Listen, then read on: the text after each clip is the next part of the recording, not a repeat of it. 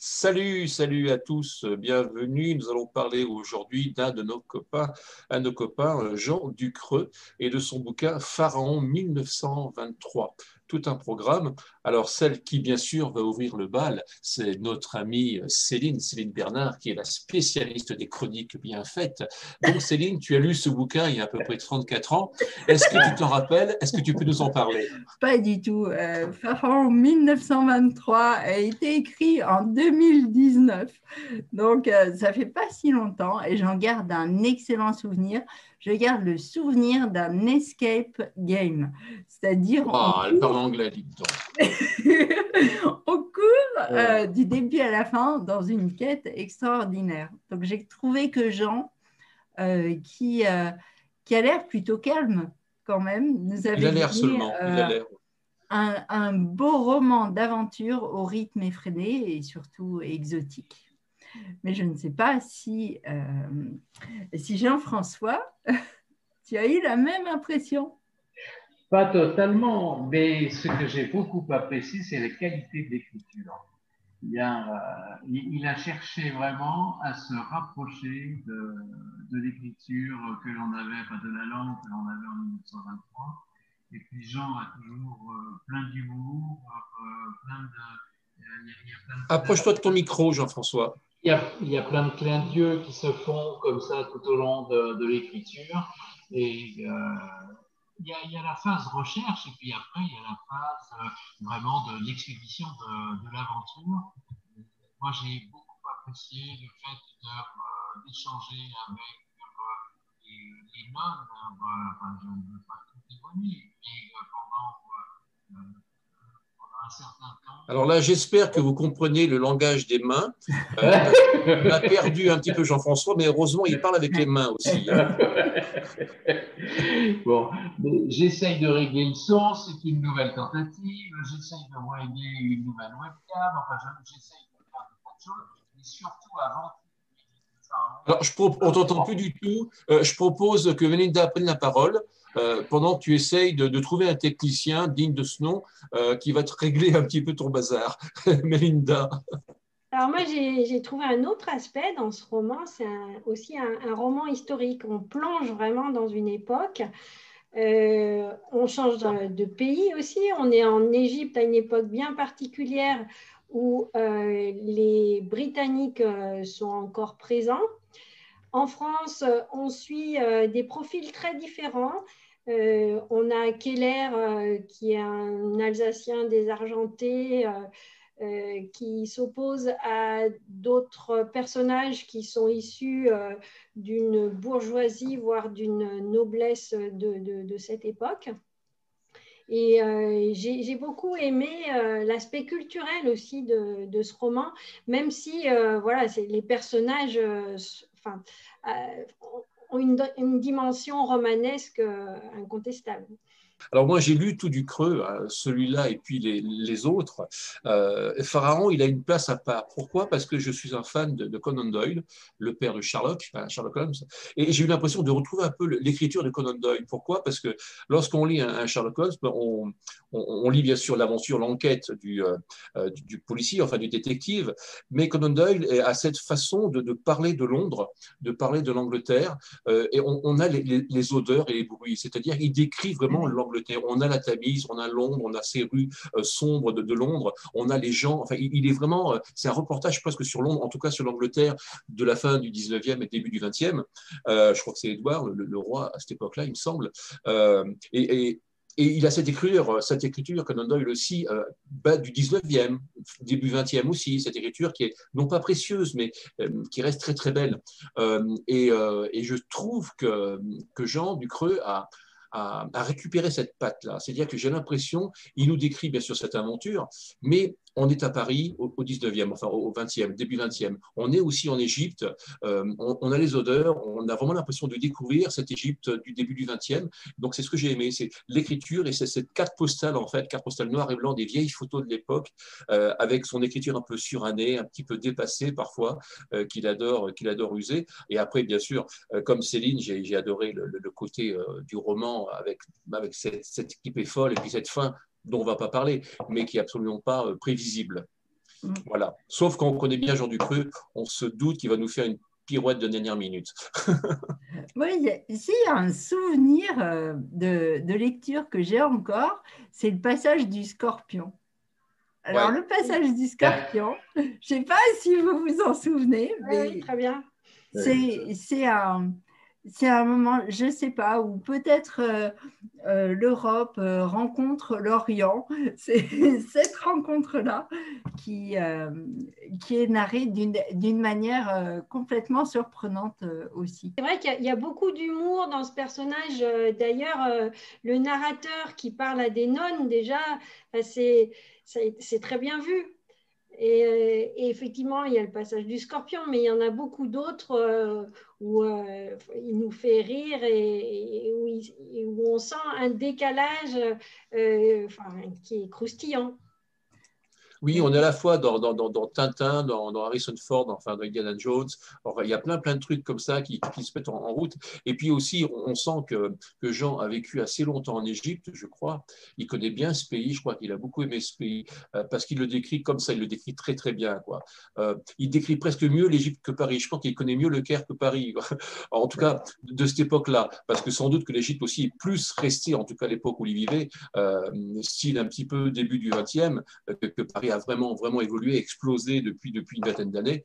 Donc c'est vrai qu'il décrit très très bien l'Égypte. Oui, moi je l'ai ressenti aussi, cette sensibilité-là au pays, aux mentalités profondes des gens. Mais ça, c'est aussi l'usage de la langue et la sensibilité aux langues étrangères. Moi, je le remarque toujours dans ses romans. Et je trouve que ça marche bien. Il y a aussi tout le mystère de l'égyptologie, de tout ce qu'on peut imaginer autour des pyramides, de l'écriture égyptienne, de tout ce que l'on connaît de loin. Il a repris vraiment tous les aspects de l'Égypte ancienne pour nourrir son roman. Voilà, avec une spiritualité un peu ambiante et ces malédictions qui, jusqu'à la fin, nous font parfois hésiter. En fait, j'ai cette sensation encore du glissement, de l'hésitation, ce qui est vrai, ce qui est faux, le mensonge, la vérité. Voilà. Et on a aussi des personnages bien vivants qui éprouvent des sentiments aussi. Oui, c'est vrai, c'est décrit. Et puis avec Jean Ducreux aussi, ça ressemble au personnage. Il paraît très très droit, très très sage, très, comme tu l'as dit, Céline, très très voilà. C'est un ancien professeur, très comme ça, très digne, mais il est capable de crises de délire pas possible. C'est-à-dire qu'il écrit, on est sur une sorte, non pas de routine, on est sur un fil comme ça, on suit l'aventure, l'énigme, et d'un coup, il se paye un coup de calcaire et il nous entraîne dans une espèce de truc totalement délirant, que peut-être d'ailleurs il n'avait pas prévu du tout quand il a commencé à écrire. Voilà, ça dure quelques pages, et il nous dit, on se dit, tu vas où là, tu fais quoi? Et après il revient dans le fil. Et ça, c'est intéressant chez un auteur de trouver ces crises de délire comme ça, dans lesquelles il nous embarque comme ça sans nous prévenir. Ça, j'apprécie. Il le fait aussi d'ailleurs dans ses polars, hein, puisque voilà. C'est ça, l'art du rétablissement, quelque chose du chat qui retombe toujours sur ses pattes. En se cassant les pattes parfois, mais s'il tombe de très haut, mais il retombe sur ses pattes. Donc vraiment, si vous avez besoin de vous balader, de vous évader, de faire un chouette voyage dans un chouette pays, il faut lire ce bouquin, quoi. C'est simple, parce que là, il y a de l'évasion. Je vous ai dit, il y a Tintin, il y a Harrison Ford, mais il y a aussi, il y a plein de trucs, quoi. Je vous conseille vraiment de lire ce bouquin ou de l'offrir pour les fêtes. N'est-ce pas, Céline? Tout à fait. Merci. Voilà. Présentation. Allez-y. J'étais en train de rêver. En fait, je rêvais à l'Égypte. Eh bien, écoutez, merci à tous. Merci à tous. Et puis, on se retrouve pour le prochain bouquin qu'on tentera de revendre. Voilà. Merci. Salut. Au revoir. Alors, je ne sais pas si vous m'entendez, et qui va s'occuper du montage. Parce que je vais voir passer Céline, toi. Attends, parce que je cherche où est l'enregistrement. Ah si, pardon.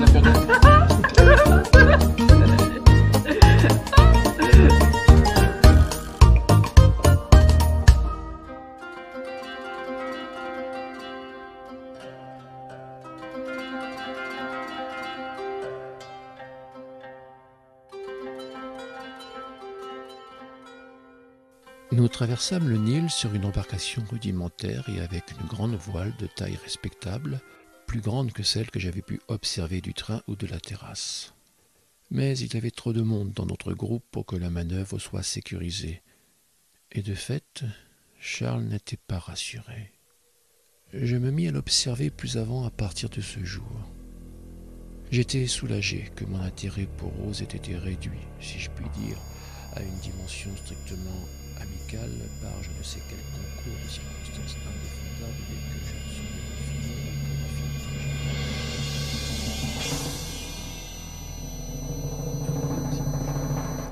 Nous visitâmes les tombes princières. Nous atterrâmes Et matent les Indés.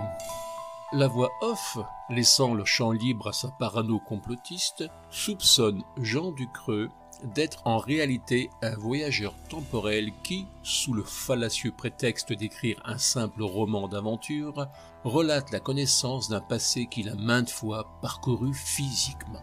Et si la patrouille du temps, chère à Poul Andersen, existait vraiment? Et si le sieur Ducreux était en fait un patrouilleur du temps recruté par la célèbre patrouille? Pourquoi cette légitime suspicion, me direz-vous? Mais pour la simple raison, crédule naïf que vous êtes, que ce bouquin est d'une précision bien trop réaliste. La carte postale en noir et blanc recolorée est bien trop d'époque. Elle est sonore, odorante, fidèle aux ambiances, aux bruits, aux pratiques, aux rapports humains d'un passé révolu. Oui, cet homme s'est assurément baladé bien avant notre siècle dans le grand souk du Caire. Il en a visité les mosquées, il a goûté le koshari, il a bu l'Omar Khayyam, peut-être même s'est-il enivré. Bien sûr, il y a l'intrigue. Qui n'a pas rêvé de participer à une chasse au trésor dans les méandres sablonneux d'un pays aussi lointain que dangereux? Rêver seulement.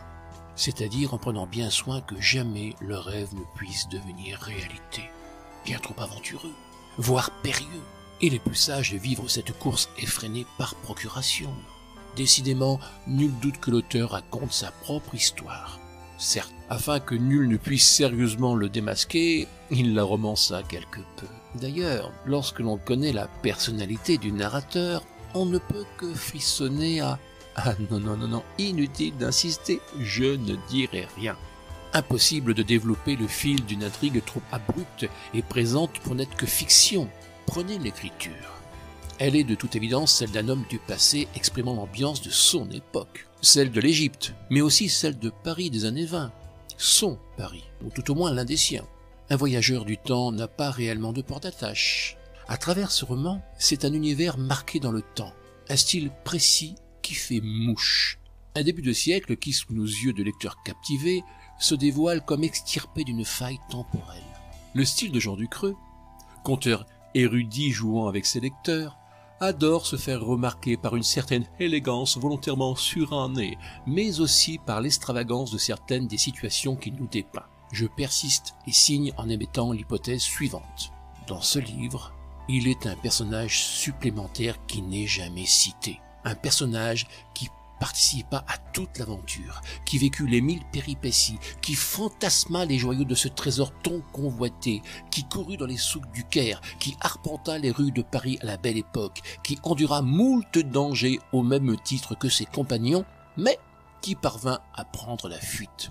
L'auteur ne nous en parle jamais, bien évidemment, car il s'agit de lui en personne. Oui, en vérité, je vous le dis, comme le disait je ne sais plus qui, ils n'étaient pas 4 amis lancés dans cette folle aventure. Ils étaient 5. Le club des 5, comme les 3 mousquetaires étaient 4. Jean Ducreux en faisait partie. Il était de la bande. Moi je dis ça, je dis rien, mais je le dis quand même. Ce message ne s'auto-détruira pas dans les 5 secondes.